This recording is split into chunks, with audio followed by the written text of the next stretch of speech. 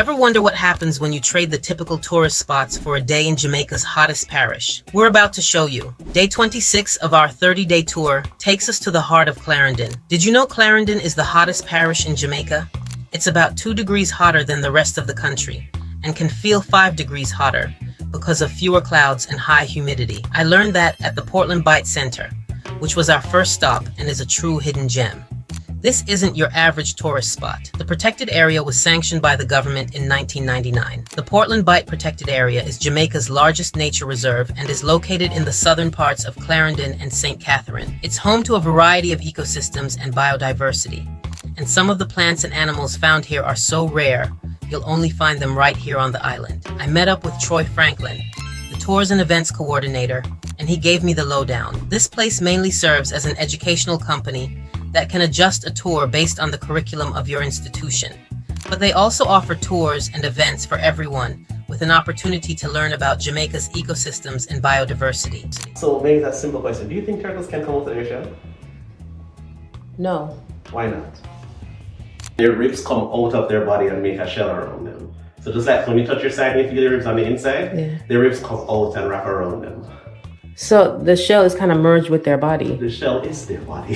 The equivalent of you trying to get away from your ribs and your backbone. It's not going to happen, right? So that are these guys. You can also learn about things like social studies, economics, and even sustainable agriculture.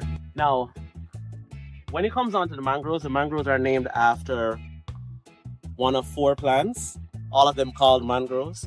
This is the first one we're coming across called the black mangrove, right? You can know it mostly because if you look on the leaves, you realize it's covered in salt. Okay. Right? So what they do is that they sweat out their salt at night. So just like us, if we have too much salt, it gives us high blood pressure and all these things. Yeah. This ground is filled with salt. So for them, at night, they literally sweat out all of their salt. And that dries up in the morning and turns into salt crystals. So let me answer the common question from the beginning. Can you eat it? Yes. Should you eat it? No. Why? Because this is also where all the birds live. So unless you want to taste the bird with the salt, sure. Will you die if you taste it? No, you'll be perfectly fine. You just need to accept what you're actually tasting. And is it salty? Yes, it's salt. You taste it? They've got a mini museum, a turtle pond, and a nursery, and you can go bird watching or take a walk on their nature trail. Plus, they do boat rides on the Salt River.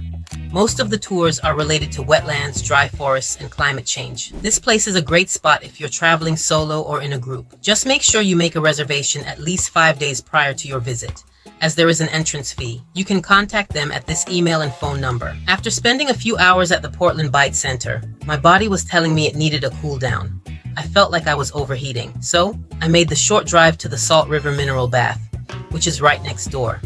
I was ready to jump in that water, but when I got there, even the water looked hot. My body was already overheating, so I decided to play it safe and have a drink and order some food. But I wasn't leaving without experiencing the vibes. I stayed at Jolina's restaurant and bar while I waited for my meal to finish cooking. I watched the chef cook up some fried fish and festival, and I just enjoyed the view, watching all the other people enjoying the mineral bath. When my meal was finished, I had to retreat to the sweet, sweet air conditioning of my car to eat. Salt River is a cool spot, but it's definitely best to go early in the morning or late in the evening when the sun isn't too hot. It's a free place to visit and has lots of places to eat.